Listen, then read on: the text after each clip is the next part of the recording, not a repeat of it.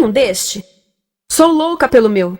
Na verdade, adoro todas as minhas coisas. Já se perguntou de onde vêm todas as coisas que compramos e para onde vão quando nos desfazemos delas? Não conseguia deixar de pensar nisso, por isso quis saber mais sobre o assunto. E os livros diziam que as coisas se deslocam ao longo de um sistema. Da extração, para a produção, para a distribuição, para o consumo e para o tratamento de lixo. Isso tudo se chama a economia de materiais. Bem, estudei um pouco mais. Eu passei 10 anos viajando pelo mundo, atrás de pistas de onde vêm as nossas coisas e para onde vão. E sabe o que eu descobri? Esta não é toda a história. Falta muita coisa nessa explicação. Em primeiro lugar, neste sistema parece que está tudo bem, sem problemas. Mas, na verdade, é um sistema em crise, porque trata-se de um sistema linear. E nós vivemos num planeta finito. E não se pode gerir um sistema linear num planeta finito, indefinidamente. Em todas as suas etapas, este sistema interage com o mundo real. A vida real não acontece numa página em branco. Interage com sociedades, culturas, economias, o ambiente. E durante as etapas, a vida vai se chocando contra seus limites. Limites que aqui não vemos porque o diagrama está incompleto. Então, voltemos atrás para preencher alguns espaços e ver o que falta. Uma das coisas mais importantes em falta são as pessoas. Sim, pessoas. As pessoas vivem e trabalham em todas as etapas desse sistema, onde algumas são um pouco mais importantes que outras. Algumas têm maior poder de decisão. Quem são elas? Comecemos pelo governo. Meus amigos dizem que eu devia usar um tanque para simbolizar o governo, e isso é uma realidade em muitos países, e cada vez mais também no nosso. Afinal, mais de 50% dos nossos impostos vão para os militares. Mas vou usar uma pessoa para simbolizar o governo, porque acredito nos valores e na visão de que o governo deve ser das pessoas, pelas pessoas, para as pessoas. A função do governo é olhar por nós, cuidar de nós. Esse é o seu trabalho. Depois vem as corporações. O que leva as corporações a parecerem maiores que o governo é porque elas são maiores que o governo. Atualmente, entre as 100 maiores economias da Terra, 51 são corporações.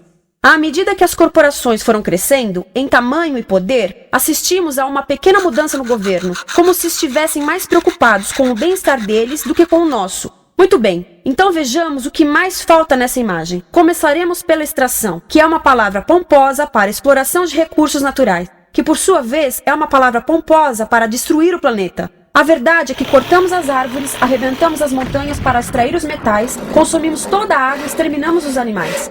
Aqui enfrentamos o nosso primeiro limite. Estamos ficando sem recursos naturais. Estamos utilizando demasiados materiais. Sei que isto pode ser difícil de ouvir, mas é a verdade. Por isso temos que lidar com isso. Durante apenas as 3 últimas décadas, foram consumidos 33% dos recursos naturais do planeta.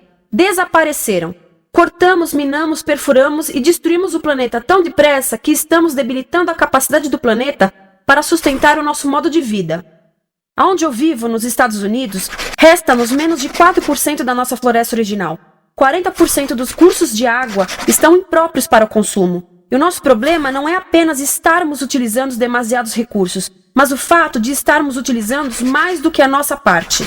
Temos 5% da população mundial, mas usamos 30% dos recursos mundiais. Se todos consumissem ao ritmo dos Estados Unidos, precisaríamos de 3 a 5 planetas. E sabem uma coisa? Só temos um. Então, a resposta do meu país a essa limitação é simplesmente ir tomar dos outros. Este é o terceiro mundo, que alguém dirá tratar-se apenas de uma expressão para designar o local para onde foram as nossas matérias-primas. E o que é que acontece? A mesma coisa, destruição do local. 75% das zonas de pesca do planeta estão sendo exploradas ao máximo ou além da sua capacidade. Desapareceram 80% das florestas originais do planeta. Só na Amazônia perdemos 2.000 árvores por minuto, o equivalente a um campo de futebol por minuto. Então, e as pessoas que vivem aqui? Bem, de acordo com esses sujeitos, eles não são donos desses recursos, mesmo que vivam lá há gerações. Não são donos dos meios de produção, nem compram muitas coisas. Nesse sistema, quem não possui nem compra muitas coisas não tem valor. A seguir, as matérias-primas seguem para a produção, onde utilizamos energia para misturar químicos tóxicos com recursos naturais para produzir produtos contaminados com tóxicos. Há atualmente no comércio mais de 100.000 químicos sintéticos. Apenas um punhado foi testado para avaliar o seu impacto na saúde, e nenhum foi testado em relação aos impactos sinérgicos na saúde, ou seja, a interação com todos os outros químicos aos quais estamos expostos diariamente. Por isso, desconhecemos o impacto total deles na saúde e no ambiente. Mas sabemos uma coisa: os tóxicos entram e saem. Enquanto continuarmos a introduzi-los nos nossos sistemas de produção industrial, continuaremos a inserir esses tóxicos nos produtos que levamos para nossas casas, trabalho e escolas, e claro, para nossos corpos. Como os BFRs, ou retardantes de incêndio à base de brometo, que tornam as coisas mais resistentes ao fogo, mas são super tóxicos. São neurotóxicos, ou seja, tóxicos para o cérebro. O que é que estamos fazendo usando esses químicos? Apesar disso, os usamos em nossos computadores, eletrodomésticos, sofás, colchões e até alguns travesseiros. Sim, pegamos nossos travesseiros, os revestimos com neurotoxinas, levamos para casa e dormimos por 8 horas com eles. Não sei, mas acho que num país com tanto potencial, poderíamos ter uma maneira melhor de evitar que as cabeças peguem fogo à noite. Sabia que essas toxinas vão se acumulando ao longo da cadeia alimentar e se concentram nos nossos corpos? Sabe qual é o alimento do topo da cadeia alimentar com o nível mais elevado de químicos tóxicos? O leite materno. Isto significa que os menores membros das nossas sociedades, os nossos bebês, recebem as maiores doses de químicos tóxicos das suas vidas a partir do leite das suas mães. Não acha que é uma incrível violação? A amamentação deveria ser o mais importante ato humano de nutrição. Deveria ser algo sagrado e seguro. A amamentação continua a ser o melhor e as mães devem amamentar, mas nós deveríamos proteger esse ato. Eles deviam protegê-lo. Eu pensava que zelavam pelos nossos interesses. As pessoas que mais sofrem com esses produtos químicos são os trabalhadores das fábricas. Muitos são mulheres em idade reprodutiva, que trabalham com toxinas que afetam a gestação, carcinogênicos e muito mais. Agora eu pergunto, que tipo de mulher em idade reprodutiva trabalharia no emprego deste, exposta a estas toxinas, a não ser uma mulher sem outra alternativa? Essa é uma das maravilhas desse sistema. A erosão dos ecossistemas e economias locais aqui garante um fluxo constante de pessoas sem alternativas. No mundo, há 200 mil pessoas por dia se deslocando de ambientes que as sustentaram ao longo de gerações para cidades, onde muitas vivem em bairros de lata, à procura de emprego, por mais tóxico que seja. Não só os recursos são desperdiçados ao longo desse sistema, mas também pessoas, comunidades inteiras são desfeitas. Sim, as toxinas entram e saem. Muitas delas saem das fábricas em produtos, e muitas mais saem como subprodutos, ou poluição. E estamos falando de muita poluição.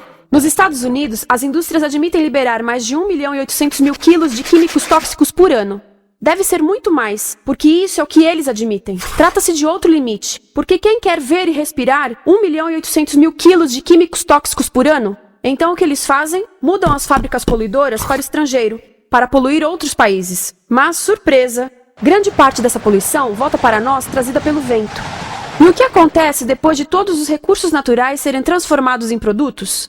Passam por aqui, para a distribuição, o que significa vender todo o lixo contaminado com toxinas o mais rápido possível.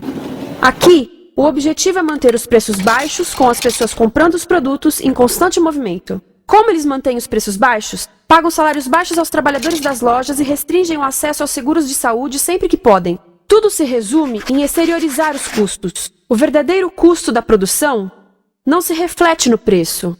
Em outras palavras, não pagamos aquilo que compramos. Outro dia estive pensando nisto. Ia a caminho do trabalho e queria ouvir as notícias. Por isso entrei numa loja para comprar um rádio. Encontrei um pequeno rádio verde engraçado que custava $4,99. Na fila do caixa pensei, como $4,99 podem refletir o custo da produção e transporte desse rádio até ele chegar nas minhas mãos? O metal deve ter sido extraído na África do Sul. O petróleo provavelmente do Iraque. O plástico produzido na China e talvez montado por uma criança de 15 anos numa fábrica do México. $4,99 não paga nem o aluguel do espaço ocupado na prateleira, nem parte do salário do empregado que me atendeu, ou as viagens de navio e caminhão que o rádio fez. Foi assim que eu percebi que eu não paguei o valor do rádio.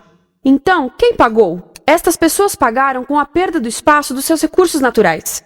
Estas pagaram com a perda do ar puro, com o aumento de doenças como asma e câncer. As crianças do Congo pagaram com o seu futuro, pois 30% delas abandonam a escola para trabalhar nas minas de coltan, um metal que usamos em aparelhos eletrônicos baratos e descartáveis. Estas pessoas pagaram por não ter direito ao seguro de saúde. Ao longo desse sistema, pessoas contribuíram para que eu comprasse o rádio por $4,99, mas essas contribuições não são registradas por nenhum contabilista. É isto que eu quero dizer com exteriorizar o verdadeiro custo de produção. E isso nos leva à seta dourada do consumo. O coração do sistema, o motor que impulsiona. É tão importante proteger esta seta que se tornou prioridade daqueles dois sujeitos. É por isso que após o 11 de setembro, quando nosso país estava em choque, o presidente Bush poderia ter sugerido fazer luto, rezar, ter esperança, mas não, ele disse para fazermos compras.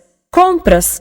Nos tornamos uma nação de consumidores. Nossa principal identidade passou a ser de consumidores. Não mães, professores, agricultores, mas consumidores. Nosso valor é medido e demonstrado pelo quanto contribuímos para esta seta.